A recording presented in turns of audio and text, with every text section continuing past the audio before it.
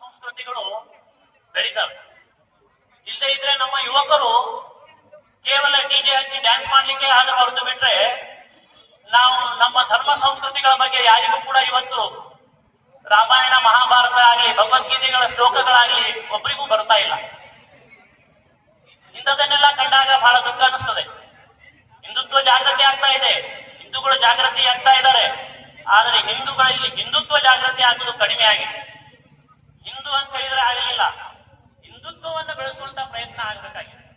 ಮನುಷ್ಯ ಆದ್ರೆ ಆಗಲಿಲ್ಲ, ಮನುಷ್ಯನಲ್ಲಿ ಮನುಷ್ಯತ್ವ ಇದ್ದಾಗ ಮಾತ್ರ ಅವ ಮನುಷ್ಯ ಅನ್ಸ್ಕೊಳ್ತಾನೆ. ಅದೇ ರೀತಿ ನಾವು ಹಿಂದೂ ಆಗಿ ಹುಟ್ಟಿದ್ರೆ ಆಗಲಿಲ್ಲ. ನಮ್ಮಲ್ಲಿ ಹಿಂದುತ್ವ ಜಾಗೃತಿ ಆಗಬೇಕಾದ್ರೆ ನಾವು ಕೆಲವೊಂದು ಪದ್ಧತಿಗಳು ಶಿಷ್ಟಾಚಾರ ಅನುಸಂಧಾನ ಮಾಡಬೇಕಾಗ್ತದೆ, ನಮ್ಮ ಸಂಸ್ಕೃತಿಗಳ ಪಾಲನೆ ಮಾಡಬೇಕಾಗ್ತದೆ. ನಮಗೆ ಹಿರಿಯರು ಹಿಂದೆ ಹೇಳ್ಕೊಡ್ತಿದ್ರೋ ಇಲ್ಲೋ ಗೊತ್ತಿಲ್ಲ, ಆದ್ರೆ ಕನಿಷ್ಠ ಇವತ್ತ ದಯವಿಟ್ಟು ಇಲ್ಲಿ ಮಾತಾಡಬಾರ್ದು. ಯಾರಿಗೆ ಆಸಕ್ತಿ ಇದೆ ಕೇಳುವುದು ಅವ್ರು ಮಾತ್ರ ನಿಂತ್ಕೊಳ್ಳಿ, ಇಲ್ಲಾಂದ್ರೆ ನೀವು ಸ್ವಲ್ಪ ಬದಿಗೆ ಸರಿಬಹುದು, ಮಾತಾಡಬೇಡಿ. ನಾವು ನಮ್ಮ ಸಂಸ್ಕೃತಿಯನ್ನ ಬೆಳೆಸುವ ನಿಟ್ಟಿನಲ್ಲಿ ಬಹಳ ಗಮನ ವಹಿಸಬೇಕಾದಂತಹ ಅವಶ್ಯಕತೆ ಇದೆ. ಯಾಕಂತ ಹೇಳಿದ್ರೆ ನಾವು ವಿಶ್ವಕ್ಕೆ ಪ್ರತಿಯೊಬ್ಬ ವ್ಯಕ್ತಿಯಲ್ಲಿಯೂ ಕೂಡ ಹಿಂದುತ್ವ ಜಾಗೃತಿ ಆದಾಗ ಮಾತ್ರ ಅದು ಸಾಧ್ಯ. ಕೇವಲ ಬೆರಳೆಣಿಕೆಯಷ್ಟು ವ್ಯಕ್ತಿಗಳಿಂದ ಹಿಂದೆಯೂ ಕೂಡ ಸ್ವಾಮಿ ವಿವೇಕಾನಂದ ಜನ್ಮ ತಾಳಬೇಕು, ಪ್ರತಿಯೊಬ್ಬರ ಮನೆಯಲ್ಲಿಯೂ ಕೂಡ ರಾಮಕೃಷ್ಣ ಪರಮಹಂಸರು ಜನ್ಮ ತಾಳಬೇಕು, ಪ್ರತಿಯೊಬ್ಬರ ಮನೆಯಲ್ಲಿಯೂ ಕೂಡ ಛತ್ರಪತಿ ಶಿವಾಜಿ ಮಹಾರಾಜರು ಜನ್ಮ ತಾಳಬೇಕು. ಆ ದೃಷ್ಟಿಯಿಂದ ನಾವು ವಿಚಾರ ಮಾಡಬೇಕಾದಂತಹ ಕಾಲ ಈ ಯುಗಾದಿ ಸಂದರ್ಭ. ಅದೃಷ್ಟಿಯಿಂದ ನಾವು ನಮ್ಮ ಹಿಂದೂ ಸಮಾಜದಲ್ಲಿ ಇರುವಂತಹ ಜಾತಿ ಮತಗಳ ಭೇದ ಭಾವಗಳನ್ನು ತೊಡೆಯುವ ದೃಷ್ಟಿಯಿಂದ ಸಾಮರಸ್ಯದ ಒಂದು ಭಾವನೆಗಳನ್ನ ಬೆಳೆಸ್ಕೊಳ್ಬೇಕಾಗಿದೆ.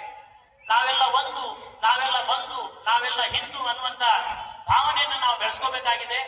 ನಮ್ಮಲ್ಲಿ ದೀನರು ದಲಿತರು ಎಲ್ಲರೂ ಇದ್ದಾರೆ, ಅವರನ್ನೆಲ್ಲರ ಒಟ್ಟಿಗೆ ಸೇರಿಸಿಕೊಂಡು ನಾವೆಲ್ಲ ಒಂದು ಹಿಂದೂ ಎನ್ನುವಂತ ಭಾವನೆ ನಮ್ಮಲ್ಲಿ ಬೆಳಿಬೇಕು ಅನ್ನುವಂತ ಉದ್ದೇಶದಿಂದ ಇವತ್ತು ನಾವು ಇಲ್ಲಿ ವೇದಿಕೆ ಮೇಲೆ ನಮ್ಮ ದಾಂಡೇಲಿಯಲ್ಲಿ ಇರುವಂತ ಸುಮಾರು 40 ರಿಂದ 45 ಸಮಾಜಗಳಿದ್ದಾವೆ, ವಿವಿಧ ಪಂಗಡಗಳಿದ್ದಾವೆ. ನಾವು ನೋಟ್ ಮಾಡಿದ ಪ್ರಕಾರ ಅವರನ್ನೆಲ್ಲ ನಾವು ಇಲ್ಲಿ ವೇದಿಕೆ ಮೇಲೆ ಕರೆದು ಅವರನ್ನ ಗುರುತಿಸುವಂತ ಕೆಲಸವನ್ನ ನಾವು ಇವತ್ತು ಮಾಡ್ತಾ ಇದ್ದೇವೆ. ಅದೇ ರೀತಿ ಇವತ್ತು ದೇವಾಲಯಗಳಲ್ಲಿಯೂ ಕೂಡ ಅನೇಕ ದೇವಾಲಯಗಳನ್ನ ನಾವು ಪ್ರಾರಂಭದಲ್ಲಿ ಎಲ್ಲರೂ ಕಟ್ತಾರೆ, ದೇವಾಲಯಗಳನ್ನ ಕಟ್ತೀವಿ. ನಾವು ದೇವಾಲಯಗಳಲ್ಲಿ ನಾವು ಮೂರ್ತಿ ಸ್ಥಾಪನೆ ಮಾಡ್ತೀವಿ. ಅಧಿಕಾರಿಗಳು ದೇವಸ್ಥಾನದ ಆಡಳಿತ ಮಂಡಳಿಯಲ್ಲಿ ಭಿನ್ನಾಭಿಪ್ರಾಯ ಬರುತ್ತದೆ. ಇವತ್ತಿನ ಕಾಲದಲ್ಲಿ ಭಟ್ರು ಸಿಗುವಂತದ್ದು ಕಡಿಮೆ ಆಗಿದೆ. ಇವತ್ತು ವೈದಿಕ ಪ್ರವೃತ್ತಿಯನ್ನ ಕಲಿಯುವಂತ ಜನನೇ ಕಡಿಮೆಯಾಗಿ ವೈದಿಕರದ್ದು ಶಾರ್ಟೇಜ್ ಆಗಿದೆ. ಅಂತ ಸಂದರ್ಭದಲ್ಲಿ ನಾವು ದೇವಸ್ಥಾನವನ್ನು ನಡೆಸುವುದು ಬಹಳ ಕಷ್ಟ ಆಗಿದೆ. ಆದ್ರೆ ದೇವಸ್ಥಾನವನ್ನ ಯಾವುದೋ ಒಂದು ಊರಿನಲ್ಲಿ ಕಟ್ತೇವೆ, ಆದ್ರೆ ದೇವಸ್ಥಾನವನ್ನು ನಡೆಸುವಂತ ಪದ್ಧತಿಯನ್ನು ನಾವು ಮರೆತು ಬಿಟ್ಟಿದ್ದೇವೆ. ಒಂದು ಕಾಲದಲ್ಲಿ ದೇವಸ್ಥಾನಗಳು ಅಂತ ಹೇಳಿದ್ರೆ ಆ ಒಂದು ಊರು ನಡ್ಕೊಂಡು ಹೋಗುವಂತ ಪದ್ಧತಿ ಆ ದೇವಸ್ಥಾನದಲ್ಲಿ ನಾವು ಕಾಣ್ತಿದ್ವಿ.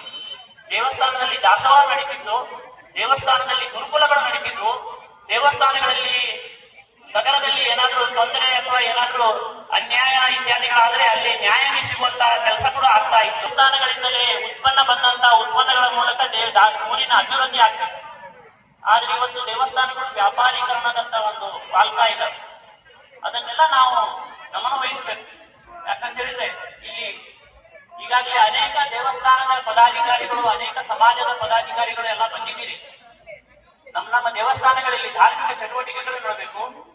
ನಮ್ಮ ಮಕ್ಕಳು ನಿತ್ಯ ನಿರಂತರ ದೇವಸ್ಥಾನಗಳಿಗೆ ಸಂಪರ್ಕ ಇರುವಂತೆ ನಾವು ಮಾಡಬೇಕಾಗಿದೆ. ದೇವಸ್ಥಾನಗಳು ನಮ್ಮ ಸಮಾಜವನ್ನ ಮುನ್ನಡೆಸುವಂತಹ ಕೇಂದ್ರ ಬಿಂದು ಆಗುವಂತಹ ಸ್ಥಿತಿಯನ್ನ ನಾವು ನಿರ್ಮಾಣ ಮಾಡಬೇಕಾಗಿದೆ. ಅದೇ ರೀತಿ ನಮ್ಮ ಕುಟುಂಬಗಳಲ್ಲಿಯೂ ಕೂಡ ನಾವು ಈಗ ಕುಟುಂಬದ ವ್ಯವಸ್ಥೆ ಕೂಡ ಹಾಳಾಗ್ತಾ ಇದ್ದಾವೆ. ಮೊದಲೆಲ್ಲ ಹೇಗಿತ್ತು ಅಂತ ಹೇಳಿದ್ರೆ ಒಂದು ಮನೆಯಲ್ಲಿ 10-20 ಜನ ಸೇರಿ ಬದುಕುವಂತ ಪದ್ಧತಿ ಇತ್ತು. ಅಣ್ಣ ತಮ್ಮ, ಅಕ್ಕ ತಂಗಿ, ತಂದೆ ತಾಯಿ, ಅಜ್ಜ ಮುತ್ತಜ್ಜ ಎಲ್ಲರೂ ಸೇರಿ ಬದುಕುವಂತ ಪದ್ಧತಿ.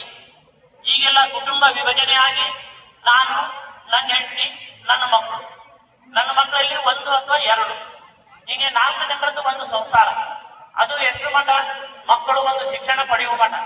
ಮಕ್ಕಳು ಒಂದು ಶಿಕ್ಷಣಕ್ಕೆ ಹೋಗಿ ಮುಂದಿನ ಶಿಕ್ಷಣಕ್ಕೆ ಹೋದ್ರಂದ್ರೆ ಅವ್ರು ಹೊರಗೆ ಹೋದ್ರಂದ್ರೆ ಹೊರಗೆ ಹೋಗ್ಬಿಟ್ರು. ಆಮೇಲೆ ಮನೆಯಲ್ಲಿ ಮುದುಕ ಮುದುಕಿ ಇಬ್ರೆ. ಇಂಥ ಕುಟುಂಬಗಳೇ ಆಗ್ತಾವೆ. ಆಮೇಲೆ ಮಕ್ಕಳಲ್ಲಿ ತಂದೆ ತಾಯಿಗಳ ಕೂಡ ಅಟ್ಯಾಚ್ಮೆಂಟ್ ಕಡಿಮೆ ಆಗ್ತಾ ಇದೆ. ಹೀಗಾಗಿ ಮಕ್ಕಳು ಒಳ್ಳೆಯ ಶಿಕ್ಷಣವನ್ನ ಪಡೆಯುವುದಕ್ಕೋಸ್ಕರ ತಂದೆ ತಾಯಿಗಳು ತಮ್ಮ ಜೀವನವನ್ನ ಸವಿಸ್ತಾರೆ. ಆದರೆ ಸವಿಸಿದಂತ ಜೀವನದ ಪ್ರತಿಫಲವಾಗಿ ಮಕ್ಕಳು ಉನ್ನತ ಹುದ್ದೆಗೆ ಹೋದಂತೆ ತಮ್ಮ ತಂದೆ ತಾಯಿಗಳ ಹತ್ರ ನಿರ್ಲಕ್ಷ್ಯ ಮಾಡಿಕೊಂಡು ಅನಾಥಾಶ್ರಮಕ್ಕೆ ವೃದ್ಧಾಶ್ರಮಕ್ಕೆ ಅವರನ್ನು ಹಾಕುವಂತ ಪರಿಸ್ಥಿತಿಗಳು ಕಾಣ್ತಾ ಇದೆ. ವೈವಾಹಿಕ ಜೀವನದಲ್ಲಿಯೂ ಕೂಡ ಡೈವರ್ಸ್ ಕೇಸ್ಗಳು ಬಹಳ ಆಗ್ತಾ ಇದ್ದಾವೆ. ಸುಶಿಕ್ಷಿತರಲ್ಲಿ, ಅಶಿಕ್ಷಿತರಲ್ಲ, ಸುಶಿಕ್ಷಿತರಲ್ಲಿ ಇಂತ ಆಗ್ತಾ ಇದೆ. ಅಂದ್ರೆ ನಮ್ಮ ಶಿಕ್ಷಣ ಯಾವ ರೀತಿಗೆ ನಾವು ಪಡಿತಾ ಇದ್ದೇವೆ ಅನ್ನೋದನ್ನ ನಾವು ವಿಚಾರ ಮಾಡಬೇಕಾಗಿದೆ. ಅದ್ರ ಸಲುವಾಗಿ ನಾನು ನಿಮ್ಮ ಹತ್ರ ವಿನಂತಿಸುವುದೇನಂದ್ರೆ, ಶಾಲೆಗಳಲ್ಲಿ ಏನ್ ಶಿಕ್ಷಣ ಸಿಗ್ತದೆ ಅದು ಕೇವಲ ದುಡ್ಡು ಮಾಡೋದಕ್ಕೋಸ್ಕರ ಅಷ್ಟೇ. ಆದರೆ ಸಂಸಾರವನ್ನ ನಡೆಸಬೇಕು, ನಮ್ಮ ಕುಟುಂಬವನ್ನ ನಡೆಸಬೇಕಂತ ಹೇಳಿದ್ರೆ ನಾವು ಮನೆಯಲ್ಲಿ ನಮ್ಮ ಹಿಂದೂ ಧರ್ಮ, ಸಂಸ್ಕೃತಿ, ಸಂಸ್ಕಾರಗಳನ್ನ ಕೊಡುವಂತ ಕೆಲಸ ನಮ್ಮಿಂದ ಆಗ್ಬೇಕಾಗಿದೆ. ಇದು ಶಿಕ್ಷಣಗಳಲ್ಲಿ ಇವತ್ತು ಸಿಗ್ತಾ ಇಲ್ಲ. ಆ ದೃಷ್ಟಿಯಿಂದ ನಾವೆಲ್ಲರೂ ಕೂಡ ಗಮನ ವಹಿಸಿ